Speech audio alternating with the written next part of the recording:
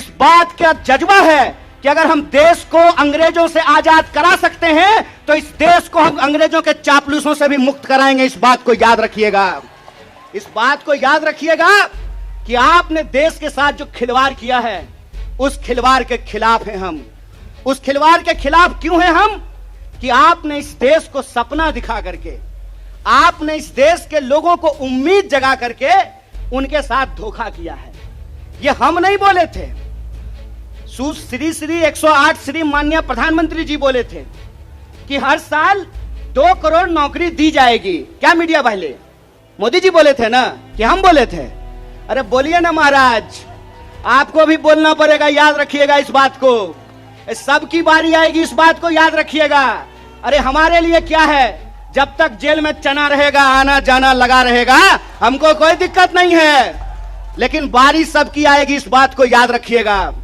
कहे थे ना मोदी जी कि हर साल 2 करोड़ रोजगार देंगे, बोले थे कि नहीं बोले थे? अरे बोलिए ना, आप कांग्रेस के कार्यकर्ता हैं, भाजपा के थोड़ी हैं कि डर जाएंगे, बोलिए। बोले थे ना, बोले थे ना कि महंगाई कम होगी, बोले थे ना खाते में 15 लाख रुपया आएगा, बोले थे ना अच्छा दिन आएगा। आया क्या? मोदी जी के स्टाइल में पूछूं क्या, आया क्या? अब नया जुमला आया है। अब नया जुमला आया है कि हम अग्निपथ लेकर के आए हैं। एगो भाजपा का नेता ईमानदार है, कैलाश विजयवर्गीय को धन्यवाद देना चाहिए। कम से कम उसने इस देश के नौजवानों की शंका दूर कर दी। उन्होंने बता दिया भाजपा की नई योजना है तैयार, भाजपा ऑफिस में सभी नौजवान बनेंगे चौकीदार। यही योजना है ना। लेकिन मैं कहता हूं विजयवर्गीय जी, आपका बेटा बल्ला बहुत बढ़िया चलाता है, अफसर पे बैठ चला रहा था, उसको बीजेपी ऑफिस में क्यों नहीं सिक्योरिटी गार्ड बना देते हैं? मंत्री का बेटा बनेगा सेक्रेटरी, मंत्री का बेटा बनेगा बीसीसीआई का सेक्रेटरी, और किसान मजदूर का बेटा बनेगा भाजपा ऑफिस में सिक्योरिटी गार्ड।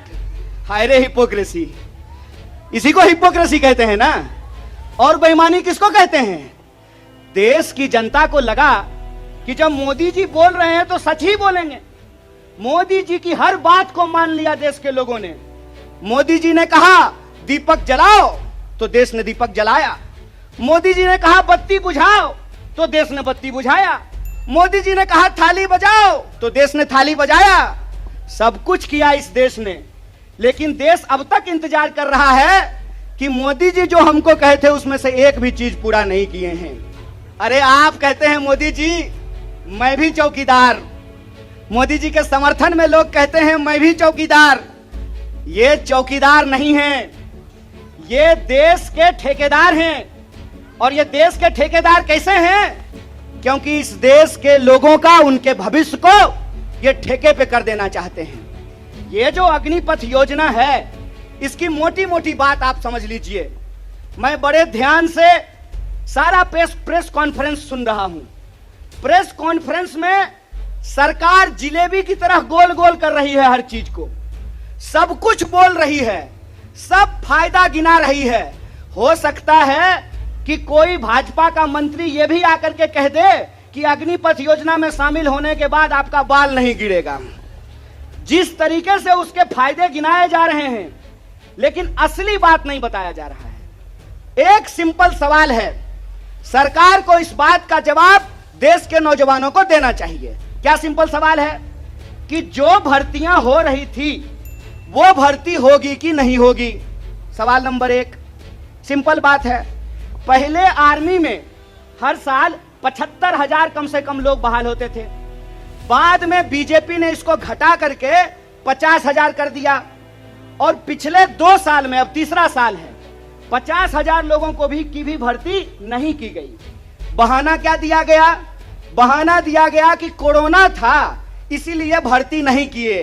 हाय मोदी जी, कोरोना था तो चुनाव लड़ लिए, बंगाल में जाकर के दीदी ओ दीदी कर लिए, सब जगह चुनाव हो गया, उत्तर प्रदेश का चुनाव हो गया, बुलडोजर बाबा आ गए, लेकिन आर्मी की भर्ती नहीं हुई। यह बेईमानी है कि नहीं है? रोजगार देने में कोरोना है और चुनाव लड़ने में कोरोना नहीं है।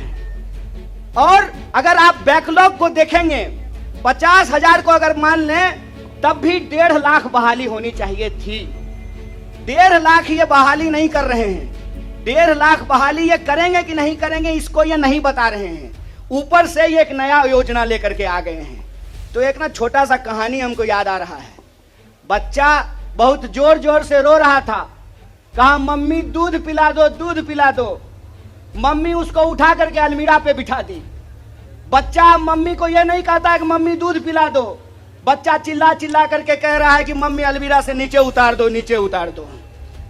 लोग मांग रहे थे हर साल 2 करोड़ नौकरी, इन्होंने हर साल 2 करोड़ नौकरी नहीं दी, ऊपर से एक नया योजना लेकर के आ गए हैं। पूरा का पूरा भाजपा के तंत्र को उसमें लगा दिए हैं कि आप बताइए कि अग्निपथ के क्या फायदे हैं। अरे सिंपल सी बात है, बिहार में एक कहावत है, नहाया हुआ शरीर और खाया हुआ शरीर नहीं छुपता है। जो चीज अच्छी होती है उसका फायदा बताने का जरूरत नहीं होता है। जो चीज में कोई खराबी होती है उसका खराबी छुपा करके, आपके घर पे कोई सामान बेचने के लिए आता होगा तो उस सामान का सब कुछ अच्छा अच्छा ही बताता होगा। आप ट्रेन में जब जाते होंगे, बस में जाते होंगे, तो जब जूसर बेचने वाला आता है तो एक संतरा से आपको 1 गिलास जूस निकाल करके दिखाता है, और वही जूसर जब आप घर पे लेकर के जाइएगा तो आधा गिलास जूस भी आपको आपके घर में नहीं निकलेगा। ये जो बेचने की मानसिकता होती है, इस बेचने की मानसिकता के खिलाफ हैं। यह सत्याग्रह 2 लोगों के बीच में है। जावेद अख्तर ने लिखा है, इस एक हमारी एक और उनकी मुल्क में है आवाजें दो आवाज है। एक वो आवाज है जो इस देश को बेचना चाहता है, वो देश के सरकार में बैठे हुए हैं। एक वो आवाज है जो देश को बचाना चाहता है, वो सड़कों पे खड़ा है, वो जंतर मंतर पे बैठा हुआ है, वो सत्याग्रह कर रहा है। और ये सत्याग्रह हम इसलिए कर रहे हैं कि सरकार के झूठ को हम समझ रहे हैं। झूठ है कि ये लोग परमानेंट बहाली को बंद करने जा रहे हैं। परमानेंट बहालियां नहीं होगी। अगर ये परमानेंट बहाली करना चाहते हैं तो सिर्फ सेंट्रल गवर्नमेंट में 28 लाख पोस्ट खाली है। ये परमानेंट बहाली बंद करके ठेकाकरण के फायदे देश को समझा रहे हैं। जब भी देश की कोई सार्वजनिक संपत्ति बेची जाती है तो उसका फायदा ही फायदा बताया जाता है। लेकिन इस बात को याद रखिएगा कि देश में अगर सारी सार्वजनिक संपत्तियों को बेच दिया गया तो देश का क्या होगा। एक बार आप इस बात पे विचार कीजिएगा कि अगर एयर इंडिया नहीं रहेगा, अगर नहीं होगा एयर इंडिया, तो क्या करेंगे ज्योतिरादित्य सिंधिया। समझना है कि नहीं समझना है? आप हमको बताइए कि सरकारी रेलवे नहीं होना चाहिए, सरकारी बीएसएनएल नहीं होना चाहिए, इनके हिसाब से सेना में नियमित नौकरी नहीं होनी चाहिए। जब सब कुछ सरकारी नहीं होना चाहिए तो सरकारी प्रधानमंत्री लेकर के ढोल बजाएंगे? फिर सरकारी प्रधानमंत्री भी क्यों होना चाहिए?